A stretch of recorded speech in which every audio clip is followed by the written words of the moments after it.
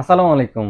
বাজারে তো অনেক পণ্য পাওয়া যায়। আপনাদের পণ্যর কেন প্রাইস এত বেশি? এই প্রশ্নটা সবাই করে থাকেন। যদিও বা এই ভিডিওটা বেশ কভার করা হয়েছে। তো অ্যাকচুয়ালি আমাদের পণ্যের প্রাইসটা একটু বেশি হবে, এটাই স্বাভাবিক। কেননা আপনার কাছে যে অবস্থাতে পণ্যটা ডেলিভারি করা হচ্ছে, ঠিক ওই সেম অবস্থায় আমাদের কাছে ইম্পোর্ট হয়ে আসে। আর বাজারে যেগুলো ব্র্যান্ড রয়েছে, তারা ম্যাক্সিমাম বাংলাদেশে প্রোডাকশন করে থাকে। তারা জাস্ট প্রোডাক্টগুলো, কন্টাক্টগুলো নিয়ে আসছে, এখানে অ্যাসেম্বলটা করছে। বাট আমাদের অ্যাসেম্বল কিন্তু দেশে হচ্ছে না। তো তার মানে কি তাদের প্রোডাক্ট খারাপ? না, আমি কখনো বলবো না তাদের পণ্য খারাপ। এই জিনিসটা অবশ্যই মাথায় রাখবেন।